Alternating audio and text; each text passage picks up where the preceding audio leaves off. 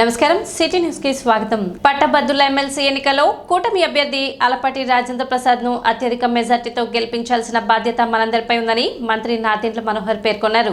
పట్టణంలోని కళ్యాణ మండపంలో నిర్వహించిన కూటమి నాయకులు కార్యకర్తలు పట్టభద్రుల సమావేశంలో మంత్రి మాట్లాడుతూ వైకాపా పాలనలో కూటమి పార్టీలకు చెందిన నాయకులు కార్యకర్తలను ఏ విధంగా ఇబ్బంది పెట్టారో మనమంతా చూశామని, వాటిని అధిగమించి పోరాటాలు చేసి తుదకు మంచి ప్రభుత్వాన్ని ఏర్పాటు చేసిన స్ఫూర్తిని కొనసాగించాలని కోరారు.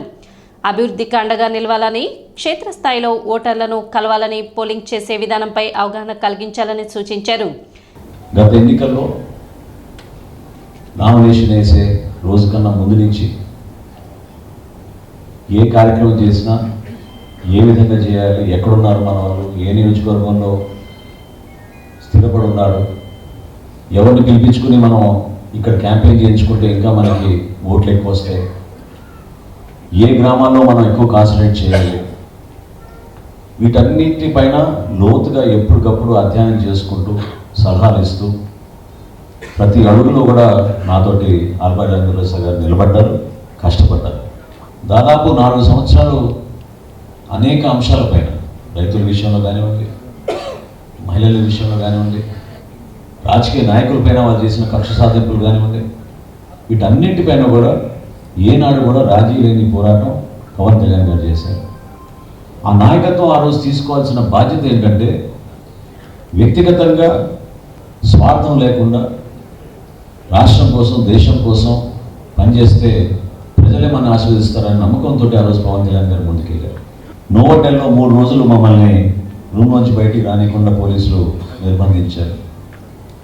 ఆ సందర్భంలో చంద్రబాబు నాయుడు గారు ఫోన్ చేసి ఒకటే మాట అన్నారు, మనం ప్రతిపక్షంలో ఉన్నాం, రేపటి రోజున కలిసి వెళ్తామో లేదో అది వేరే విషయం, కానీ ఒకరికొకరు అండగా నిలబడాల్సిన సందర్భం వచ్చింది కాబట్టి నేను మీ అందరికీ మద్దతు పలుకుతాను, తెలుగుదేశం పార్టీ తరఫు నుంచి మీ అందరం కూడా కలిసికట్టుగా మీతో ప్రయాణం చేస్తామని ఆ రోజు ఆయన చెప్పిన మాట మా అందరికీ ఎంతో ధైర్యం ఇచ్చింది.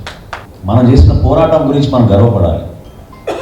మనం ఏ విధంగా ఒకరికొకరికి అండగా నిలబడి ఈ రోజున మన ప్రభుత్వంలో ఒక చక్కటి నాయకత్వంతో మనం ప్రజల్లోకి తీసుకెళ్ళగలుగుతున్నాం అంటే దాని వెనుక మీ అందరి కృషి ఉంది.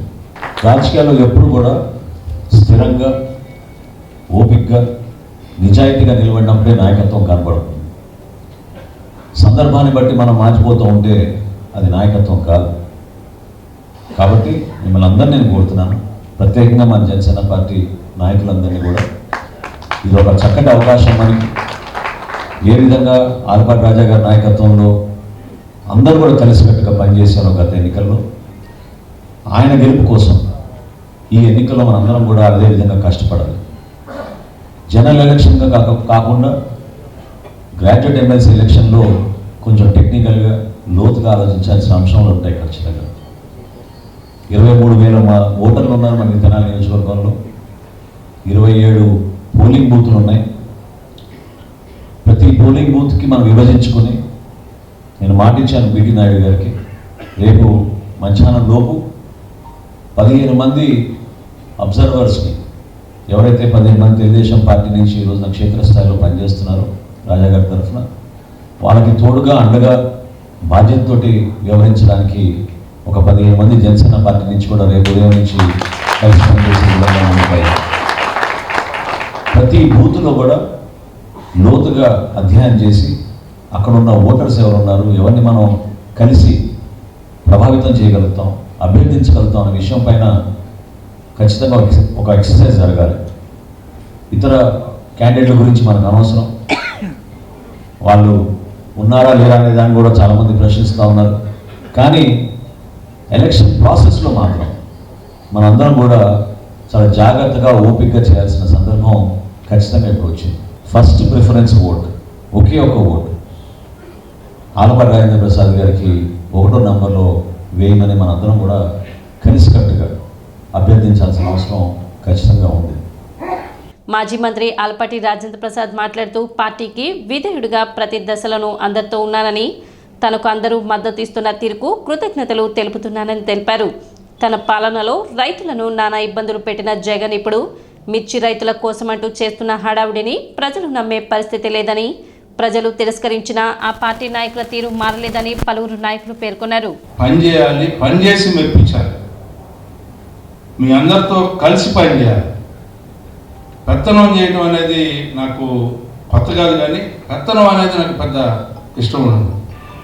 10 మందితో ఉండాలి, 10 మందితో కలవాలి, 10 మంది చేత పనిచేసి నేను పనిచేయాలనే భావంతోనే ఆ రోజున యావత్తు గుంటూరు జిల్లా, ఉమ్మడి గుంటూరు జిల్లాలో గ్రామానికి వార్డుకి తిరిగి ఆ రోజున ఉన్న ప్రభుత్వంలో పచ్చ చొక్కా వేసుకోవడానికి భయపడే రోజుల్లో నేను పచ్చ చొక్కా వేసుకోవడం కాకుండా 91 ఎన్నికలు వచ్చేటప్పటికే పట్నంలో నువ్వా నేను అంటూ ఎలక్షన్ చేసినటువంటి సందర్భం. దాదాపు 43 బూతుల్ని రీపోలింగ్ తీసుకొచ్చి, ఎందుకంటే అప్పటికే 32,000 పోలేడు, లాల్జాన్ బాషా గారు కంటెస్ట్ చేస్తూ ఉన్నాడు. 43 బూతులు రీపోలింగ్ చేసి అప్పటికి వీళ్ళందరూ ఉన్నారు అంటే వీళ్ళందరూ ఉంటే ఒక ఊపి 43 బూతులు రీపోలింగ్ తీసుకొస్తే 32,000 పోలింగ్ అయినటువంటి బూతులు మరుసటి రోజు కంచెలేసి ఐఏసి ఈఏసి ఏంటంటే ఏదో నష్టం జరుగుతుందని చెప్పి వాళ్ళు భయపడిపోయి వీళ్ళు అటాక్ చేస్తారేమో అని చెప్పి భయపడిపోయి కంచెలు వేయించి చేస్తే కేవలం 8,000 ఓట్లు పోలైతే ఆ ఎలక్షన్లో లాల్జాన్ బాషా గారు 14,500 ఓట్లతో గెలవడం జరిగింది. అమరావతి రాజధాని కోసం ధర్నా చేస్తుంటే టెంట్ తగలబెట్టారు, గుడ్లు వేశారు, లేకపోతే బూతులు తిట్టారు, నన్ను తిట్టారు, నా భార్యను తిట్టారు, రకరకాలుగా నీచంగా ఒక వ్యక్తి ఎవరైనా సరే ఒక మానవుడు పుట్టిన తర్వాత ఆ రకంగా ప్రవర్తించడం అనేది నేను ఎక్కడ కూడా చూడలే. అరే బాబు ముసలేరా అనుకునేది లోకలు, లేకపోతే కప్ప అనుకుంటుంది లోకలు, మనుషులు అనుకోరా లోకలు. మనిషికి జ్ఞానం పెరిగినప్పుడు మనిషి వికాసవంతమైన నాగరికత కోసం ఆరాటపడే ఈ మనిషికి లోకల్ అనేది లేదురా అని చెప్పి సున్నితంగా చెప్పారు. ఇంటికి వచ్చి ఇంటికి తలుపులకి గేట్లు కట్టి ఇంటి పక్కన ఉన్నటువంటి సచివాలయాన్ని ఆ రోజున ప్రజా చైతన్య వేదికను పడగొట్టి అలాంటి అరాచకాలు చేసుకుంటూ రైతులు ఎవరైతే దాతృత్వంతో కూడిన రైతులు ఆ రోజున దానం చేస్తే ఆ రైతుల మీద ఎస్సీ ఎస్టీ యాక్టులు పెట్టి దాదాపు 1,600 రోజుల పైన వాళ్ళు ధర్నా చేస్తుంటే కనీసం ఒక ముఖ్యమంత్రి దిగి మీ ఏమిటి సమస్య అని అడగనటువంటి దుర్మార్గం ముఖ్యమంత్రిని మనం చూసాం. అదంతా కూడా గుర్తుపెట్టుకోండి. 15 రోజుల ముందు చాలా క్లియర్గా చెప్పారు.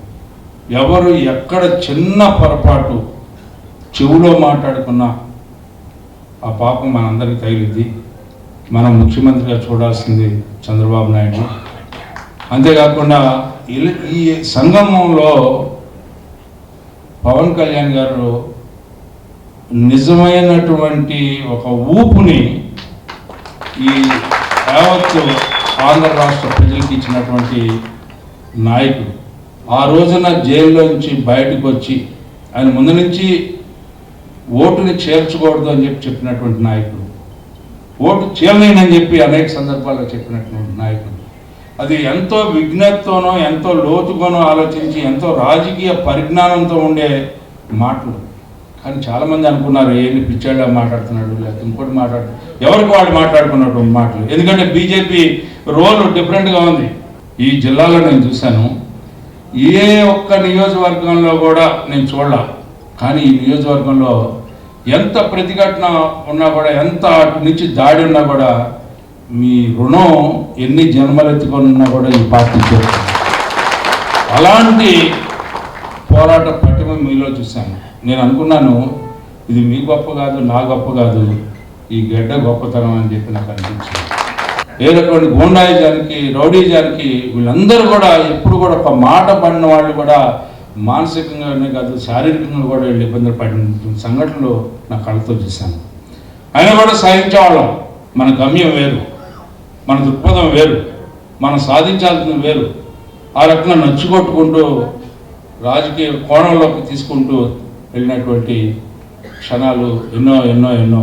మానసికంగా బాధపడతా ఉన్నాం. రోజు ఇంటికి వెళ్ళేటప్పుడు ఏంటి అసలు మనం సర్వైవ్ అవుతామా లేదా, మనం అంటే నేను కాదు, ఈ సమాజంలో మనం ఈ పార్టీ, ఈ గోండాలకి, ఈ రౌడీలకి, వీళ్ళందరికీ మనం ఎదురుగా నిలబడి మొత్తం పార్టీని బతికించుకోగలవా లేవా అని చెప్పి నా సందర్భం.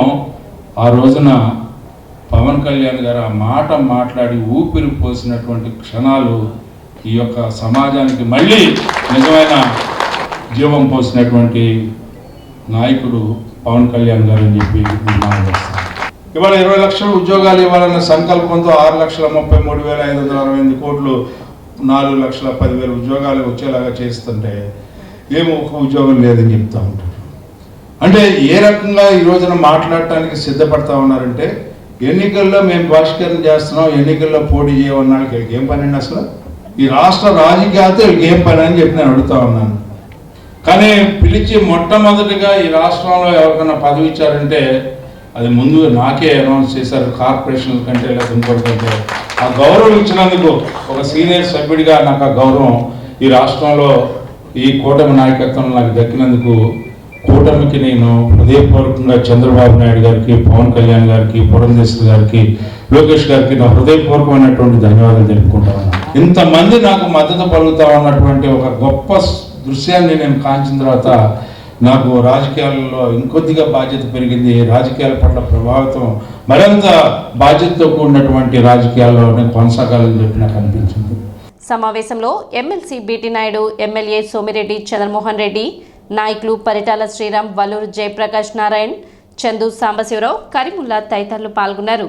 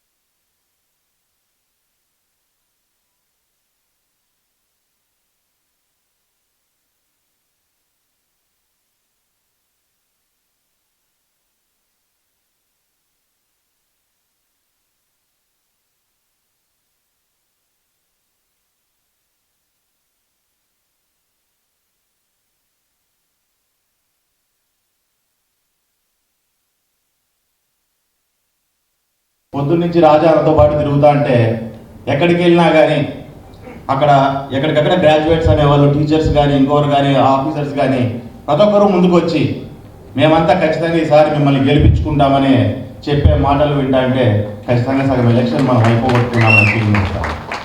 అంటే సగం ఎలక్షన్ అయిపోగొట్టుకున్నాము, వాళ్ళు బాగా మాట్లాడుతున్నారు కదా అని చెప్పి మనం లైట్గా తీసుకునే పరిస్థితి అయితే కాదు. ఇందాక చెప్పినట్టుగా 6 నెలలు కావచ్చింది. చాలామంది ఇంక్లూడింగ్ మేము కూడా 6 నెలలు వచ్చింది, గవర్నమెంట్ వచ్చింది కదా చెప్పి అందరూ లైట్గా గతంలో ఒకసారి ఆలోచన చేసుకుంటే గత 5 ఏళ్ళు మనం పడిన సమస్యలు, ఇబ్బందులు, రోడ్లు ఎక్కి ప్రజల సమస్యలను ఏ రకంగా అయితే మనం పోరాటం చేసి ముందుకు తీసుకొచ్చామో అవరంటే గత 6 నెలల నుంచి కొంచెం లైట్ తీసుకొని మనం కూడా మర్చిపోవడం జరిగింది. ఈరోజు ఆ భూజంతా దులిపేసి మరొకసారి ఆ పౌరుషాన్ని మళ్ళీ మనం బయటికి తీసుకొని రావాలి. జనసేన, తెలుగుదేశం, బీజేపీ కార్యకర్తలు అంతా కలిసి ఈ రాష్ట్రాన్ని ముందుకు ఏ రకంగా అయితే ముందు నడిపించుకొని మంచి కోసం కలిసి మనం ఈరోజు ముందుకు నడిచామో అదే రకంగా ఈరోజు ఈరోజు గుంటూరు, కృష్ణా జిల్లా ఎమ్మెల్సీ ఎలక్షన్ల కోసం కూడా మనం అదే రకంగా మనం అంతా కలిసి ముందుకు రావాల్సిన అవసరం ఉందని మీకు అందరికీ తెలియజేస్తున్నా. ఇవాళ మన ఆలపాటి రాజేంద్ర ప్రసాద్ గారు అటువంటి వ్యక్తిని గెలిపించుకొని పట్టభద్రుల తరఫున మనందరం కూడా ఇక్కడ ఎంతమంది గ్రాడ్యుయేట్స్ ఉన్నారో కానీ ఇక్కడ ఉన్నటువంటి ఒక్కొక్క కార్యకర్త ఖచ్చితంగా 100 మంది గ్రాడ్యుయేట్స్ని ఓటు వేయించగలరని నమ్ముతూ మీ యొక్క సహాయ సహకారాలతోటి బ్యాలెట్ పేపర్ మీద ఆలపాటి రాజేంద్ర ప్రసాద్ అని కనపడిన చోట ఒక నెంబర్ వేసి 1 అని వేసి 1 అనే సంఖ్య వేయాలి. రోమన్ అంకె కానీ ఇటువంటిది ఏమీ వేయకూడదు. 1 అనే అంకె వేసి వారిని గెలిపించుకొని అఖండమైనటువంటి మెజార్టీలను గెలిపించుకొని ఒక మంచి ప్రభుత్వం ఎన్డీఏ కూటమి ఇక్కడ ఉంది అని చెప్పి మనందరం కూడా వారికి మరింత బలాన్ని చేకూర్చి ఈ కూటమి కూడా మరింత బలాన్ని చేకూరుస్తారని నమ్ముతూ మీ యొక్క ఆదరాభిమానాల్లో ఆశీస్సులు ఉన్నంత కాలం ఈ కూటమి ప్రభుత్వం రాబోయేటటువంటి 10-15 సంవత్సరాల పాటు ఈ రాష్ట్రాన్ని నిర్విఘ్నంగా పరిపాలిస్తుందని ఆశిస్తూ మరొకసారి మీ అందరికీ ధన్యవాదాలు తెలియజేస్తూ సెలవు తీసుకుంటా ఉన్నాను. కాకినాడ జిల్లా పెద్దాపురానికి చెందిన ఇద్దరు యువకులను కారులో కిడ్నాప్ చేసి తెనాలి తీసుకువచ్చి తీవ్రంగా టార్చర్ చేసిన కేసులో 4 నిందితులను అరెస్ట్ చేయగా ఒకరు పరారీలో ఉన్నట్లు తెనాలి 3 టౌన్ సీఐ రమేష్ బాబు తెలిపారు. బుధవారం మధ్యాహ్నం 3 టౌన్ పిఎస్ లో నిర్వహించిన మీడియా సమావేశంలో నిందితుల వివరాలను సీఐ రమేష్ బాబు తెలిపారు. తెనాలి నందులపేటకు చెందిన మన్నే మణిదీప్ కు, కాకినాడ జిల్లా పెద్దాపురంకు చెందిన జానా సతీష్ మరికొందరితో ఆర్థిక లావాదేవీల వివాదం ఉంది. ఈ క్రమంలో సతీష్ తన స్నేహితుడు పండుతో కలిసి తనకు రావాల్సిన మొత్తాన్ని ఇవ్వమని మణిదీప్ను అడుగుతున్నాడు. డబ్బును ఇస్తాను రమ్మంటూ మణిదీప్, సతీష్ అతని స్నేహితుడు పండుని ఈ నెల 14న విజయవాడ రప్పించారు. మణిదీప్ ఉప్పు రంగారావు, పెనమలూరి ఆదాం, కోట ప్రేమ్చంద్, వత్సలకూర రవీంద్రబాబుతో కలిసి విజయవాడ వెళ్లి ఇద్దరిని కిడ్నాప్ చేశారు. కారులో తెనాలి తీసుకొచ్చి సుల్తానాబాద్ సమీపంలో ఒక గదిలో బంధించి తీవ్రంగా టార్చర్ చేశారు. తీవ్రంగా కొట్టడంతో పాటు వారికి కరెంట్ షాక్ కూడా ఇచ్చారు. వారి బారి నుండి తప్పించుకున్న సతీష్, పండు 3 టౌన్ పోలీసులను ఆశ్రయించారు. ఈ కేసులో 4 అరెస్ట్ చేసినట్లు 3 టౌన్ సీఐ రమేష్ బాబు తెలిపారు. బచ్చలకూర రమేష్ పరారీలో ఉన్నట్లు తెలిపారు. మీడియా సమావేశంలో ఎస్ఐ ప్రకాష్ రావు సిబ్బంది పాల్గొన్నారు. ఈ రోజున crime number 39/25 under section 137 class 2, 109 class 1, 127 class 2, 118 class 1, red with 3 and 5 BNS కేసులో అరెస్ట్ చేయబడిన ముద్దాయిలు. వీళ్ళు ఏంటంటే ఈ సెక్షన్స్ అన్నీ ఏంటంటే కిడ్నాపు, అబ్డక్షను, అటెంప్ట్ కమిట్ మర్డరు చేయాలనే ఉద్దేశంతో దీంట్లో ముఖ్యంగా మన్నే మణిదీపు, ఉప్పు రంగారావు, అలానే పెనమలూరి ఆదాము అనేవాళ్ళు ఈ ముగ్గురు కలిపి కంప్లైంట్ జానా సతీష్ అనే అతను నేటివ్ ఆఫ్ పెద్దాపురం విలేజ్. అక్కడి నుంచి అతను ఏదో చిన్న పనులు చేసుకొని బతుకుదామని చెప్పి హైదరాబాదు వెళ్తాడు. హైదరాబాదులో ఈ మన్నే మణిదీప్ అనే కుర్రాడు మనకి 2020కి విజ్ఞాన కాలేజీలో బీటెక్ చదివి అక్కడ ఈ కుర్రాడు టాపర్ అప్పట్లో. ఇతను ఉద్యోగరీత్యా సాఫ్ట్వేర్ అని చెప్పి హైదరాబాద్ పోతాడు. అక్కడ హైదరాబాద్ పోయిన తర్వాత ఒక స్పా సంబంధించిన వాళ్ళతోటి పరిచయాలు ఏర్పడి తన చెడు వ్యసనాలకి అలవాటు పడిపోతాడు. ఈ మన్నే మణిదీప్ అనే కుర్రాడు మన 2 టౌన్ ఏరియాలో ఉన్నటువంటి కవిరాజ పార్కు నందులపేట ఏరియా సంబంధించిన కుర్రాడు.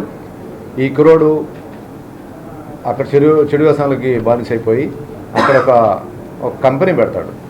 ఆ కంపెనీలో సేవకుడుగా ఈ జానా సతీష్ అనే కుర్రాడిని జాయిన్ చేసుకుంటారు. అరే ఈ కంపెనీ పెడతా ఉన్నాము, దీంట్లో ఏమన్నా నష్టాలు కానీ లాభాలు కానీ వచ్చినప్పుడు దాన్ని షేర్ చేస్తాము, నువ్వు కొంచెం జాగ్రత్తగా ఉంటారా, ఏమన్నా ప్రాబ్లమ్స్ కానీ వస్తే పోలీసు వాళ్ళు కానీ అంటే నేను పట్టుకోవడాలు ఏమైనా జరిగినప్పుడు నేనేదో నడుపుతుందని చెప్పు, నువ్వు జైలుకి పోతే నేను ఫైనాన్షియల్గా డబ్బులు పెట్టి తీసుకొస్తాను, నేను వెనకాలగా ఉంటే నీకు సపోర్ట్గా ఉంటుందని చెప్పి నమ్మకంగా చెప్పి అతన్ని ఒప్పిస్తాడు. అదేవిధంగా ఇతను 2024 ఫోర్త్ మంత్లో ఈ కంపెనీ మీద రైడ్ చేయడం, అట్లానే వాడేదో కేసులో ఇరుక్కోవడం, వాడు కోర్టులోకి వెళ్ళడం ఫిలిం నగర్ ఏరియాలో జరిగిందని చెప్పి అతను చెప్తాడు మౌఖికంగా. చెప్పిన తర్వాత అతనికి ఇవ్వాల్సిన 2 నెలల సంబంధించిన జీతము ఇవ్వకుండా ఈ మణిదీప్ ఎప్పుడైతే కేసు అవుతుందో ఈ మణిదీప్ అక్కడి నుంచి వచ్చేసి ఇక్కడ మన ఏరియాలో ఉన్నటువంటి వేమూరు ఏరియాలో ఇక్కడ ఒక మిర్చి సంబంధించిన మిషన్ పెట్టి మిర్చి పౌడర్ సంబంధించిన కంపెనీ నడుపుతూ ఉంటాడు. అతను పూర్తి నెగ్లెక్ట్ చేస్తాడు. అతను కాల్ చేసి విసిగిపోయి 13వ తారీఖు సాయంత్రము ఇతనితో కాల్ చేస్తాడు మణిదీప్ నాకు డబ్బులు ఇవ్వాలి కదా, ఏంది ఇవ్వడలేదు, నువ్వు ఈ విధంగా చేసావంటే కోర్టులో నువ్వు చేసిన తప్పుకి నేను శిక్ష అనుభవించడం ఏంటి, కోర్టులో నేను జడ్జి గారి సమక్షంలో చెప్తానని చెప్పి ఇతను చెప్పడం జరుగుతుంది. అప్పుడు ఇతను ఏం చేస్తాడు, ఈ పెనమలూరి ఆదాం అనే అతనుకి మిర్చి సప్లై చేస్తూ ఉంటాడు. పెనమలూరు ఆదాం ఏం చేస్తాడంటే అతను ఇక్కడ క్యాటరింగ్ వర్క్ నడుపుతూ ఉంటాడు. క్యాటరింగ్ సంబంధించిన యూనిట్ ఉంటుంది. అతను ఏం చేస్తాడు, అతని దగ్గర పనిచేసే ఉప్పు రంగారావు అనే కుర్రాడు రౌడీ షీట్ ఉంటాడు. అంటే నేను ఒక్కడినైతే కస్టమరా, ఉప్పు రంగారావు ఉన్నాడు నా శిష్యుడేవాడు అని చెప్పి వీళ్ళిద్దరూ మాట్లాడుకొని ఉప్పు రంగారావు సపోర్ట్ తీసుకొని అతని యొక్క జైల్లో కారు ఉంటుంది. ఆ కారులో వెళ్ళిపోయి 13వ తారీఖు రమ్ముంటే నేను 14 ఉదయం వస్తానంటాడు. ఉదయం వస్తాను నుండి వాడిని గుంటూరు మన విజయవాడ రైల్వే స్టేషన్కి పిలిపించుకొని అక్కడి నుంచి పికప్ చేసుకుంటాడు. పికప్ చేసుకొని నేరుగా అతని యొక్క సుల్తానాబాద్లో అతని యొక్క యూనిట్ ఉంటుంది. ఈ క్యాటరింగ్ సంబంధించి నడుపుతూ ఉంటారు. ఆ యూనిట్లో ఒక రూమ్ ఉంటుంది. ఆ రూమ్లో తీసుకెళ్ళి వాడిని కొట్టడం, ఎలక్ట్రికల్ షాక్ ఇవ్వడం, ఇబ్బంది పెట్టడం అన్నీ చేస్తారు. వాడి పక్కన తీసుకొచ్చిన సపోర్ట్ ఉన్న కుర్రోడిని కూడా పక్కన కూర్చోబెడతారు. కొట్టి వాడిని తీసుకెళ్ళి రైల్వే ట్రాక్ మీద పడేస్తామని చెప్పి వాడిని బెదిరించి గందరగోళం చేయడం జరుగుతుంది. ఈ లోపల వీడు తప్పించుకొని పారిపోయి మా పోలీస్ స్టేషన్కి వచ్చి రిపోర్ట్ చేయడం జరుగుతుంది. ముద్దాయిలు అక్కడి నుంచి పారిపోవడం జరుగుతుంది.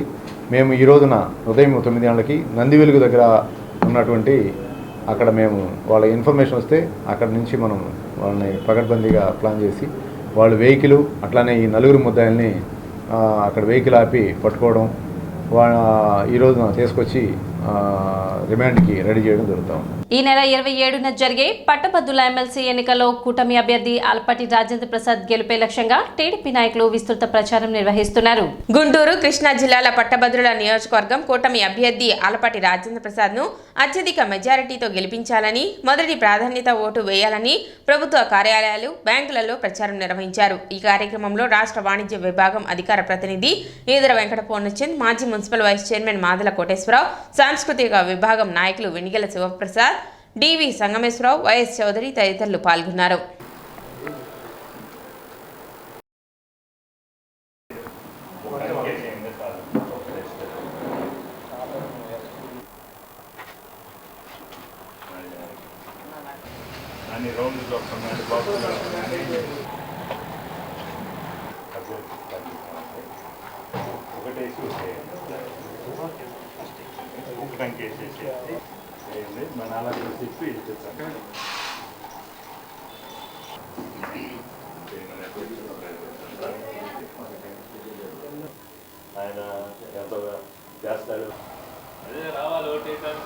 కృష్ణా గుంటూరు జిల్లాలో ఎమ్మెల్సీ అభ్యర్థిగా పోటీ చేస్తుంటే గౌరవనీయులు మాజీ మంత్రులు శ్రీ ఆలపాటి రాజేంద్ర గారికి మద్దతుగా ఈ రోజున R&B ఆఫీసు, అలాగే బ్యాంకులు అవన్నీ కూడా మరి ఆయన కోసం క్యాంపెయిన్ చేయడం జరుగుతుంది. మరి గ్రాడ్యుయేట్స్, కార్మిక సంఘ నాయకులు, అలాగే ఉద్యోగస్తులు అందరూ కూడా మరి మొదటి ప్రాధాన్యత ఓటు ఆలపాటి రాజేంద్ర గారికి వేసి అత్యధిక మెజార్టీ గెలిపించాలని చెప్పి మనస్ఫూర్తిగా కోరుకుంటున్నాను. అలాగే ఆయన మనందరికీ తెలుసు, గత 15 ఏళ్ల నుంచి మనందరికీ కూడా ఈ ఎన్నో సేవలు మనకు అందిస్తూ ఉన్నారు. ప్రతి ఆఫీసులో ఆయన ఏంటో అందరికీ తెలుసు. మరి ఆయనకి మనం గెలిపించుకుంటే మన కోరికలు ఏదైనా సరే ఆయన సీఎం గారితో మాట్లాడి సాధించి మరి మన యొక్క PRS కానీ అలాంటి ఏ కోరికలైనా కానీ తీర్చేటువంటి శక్తి ఆయనకు ఉంది. ఉమ్మడి కృష్ణా గుంటూరు జిల్లాల శాసన మండలి పట్టభద్రుల నియోజకవర్గం అభ్యర్థిగా డెల్టా టైగర్ ఆలపాటి రాజేంద్ర ప్రసాద్ గారు కూటమి అభ్యర్థిగా పోటీ చేస్తున్నారు. వారిని అత్యధిక మెజార్టీతో గెలిపించమని చెప్పేసి ఈరోజు ప్రభుత్వ కార్యాలయాలు, బ్యాంకుల్లో క్యాంపెయిన్ చేయడం జరుగుతుంది. మేము ఒకటే చెబుతున్నాం, ఆలపాటి రాజా గారు గత 35 సంవత్సరాలుగా ప్రజలకి చేసిన సేవలు కానీ, వారికి అందుబాటులో ఉండటం కానీ, వారు అడిగిన పనులు ఏవైతే ఉన్నాయో అవన్నీ తత్వరమే క్లియర్ చేయించే మనస్తత్వం గల నాయకుడు మన ఆలపాటి రాజేంద్ర ప్రసాద్ గారు.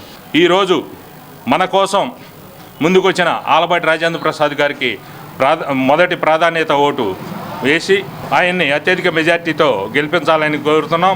తెనాలిలో గత ఆదివారం జరిగిన పండ్ల వ్యాపారి హత్య కేసులో నిందితుడిని 3 టౌన్ పోలీసులు అరెస్ట్ చేశారు.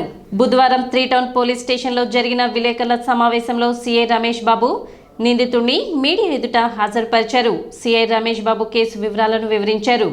తన భార్యను కాపురానికి పంపించే విషయంలో ఆమె మేనమామ రబ్బాని అడ్డుపడుతున్నాడన్న కక్షతోనే హత్యకు పాల్పడిన గౌస్ పాషా షేక్ రబ్బానీని హత్య చేసినట్లు తెలిపారు. నిందితుడిని అరెస్ట్ చేసి కోర్టులో హాజరుపరుస్తున్నట్లు 3 టౌన్ సిఐ రమేష్ బాబు తెలిపారు. తెనాలి 3వ పట్టణ పోలీస్ స్టేషన్లో క్రైమ్ నెంబరు 42/25 దీంట్లో ఇది మర్డర్ కేసు. గౌస్ బాషా అనే అతని భార్య సనా అనే ఆమెతోటి గత 13 సంవత్సరాల క్రితం మ్యారేజ్ అయి ఉంటుంది. మ్యారేజ్ అయిన తర్వాత ఇతను కొద్దిగా యాక్చువల్గా ఇతను వడ్రంగి పని చేస్తూ ఉంటాడు. Native of Pinapadu. ఇతను భార్యకి ఇతనికి చిన్న చిన్న విషయాల్లో వివాదాలు జరుగుతూ ఉంటాయి. ఇతను రెగ్యులర్గా వర్క్ చేయకపోవడం, చెడు వ్యసనాలకు అలవాటు కావడం, ఆ అమ్మాయిని మందలించడం, కొట్టడం ఇట్లా చేస్తూ ఉంటాడు. 2 పాపలు, 1 బాబు ఇతనికి. వీళ్ళు కూడా తండ్రి చేసే ప్రవర్తన నచ్చకపోవడం వల్ల అతను ఒక 3 నెలల క్రితము మా తెనాలి తీయటం పోలీస్ స్టేషన్ రావడం జరుగుతుంది. మేము కూడా మా మందలించి కరెక్ట్ కాదురా, మీ లైఫ్ సెటిల్ చేసుకోవాలి అని చెప్పి వార్న్ చేసి ఇద్దరిని కలిపి పంపించడం జరుగుతుంది. ఈ నేపథ్యంలో మరలా కూడా అమ్మాయిని మళ్ళీ మందలించడం, కొట్టడం చేస్తూ ఉంటాడు. దీనిలో భాగంగా షేక్ రబ్బానీ అనే అతను ఆ అమ్మాయి యొక్క మేనమామ. ఈ మేనమామ ఏం చేస్తాడంటే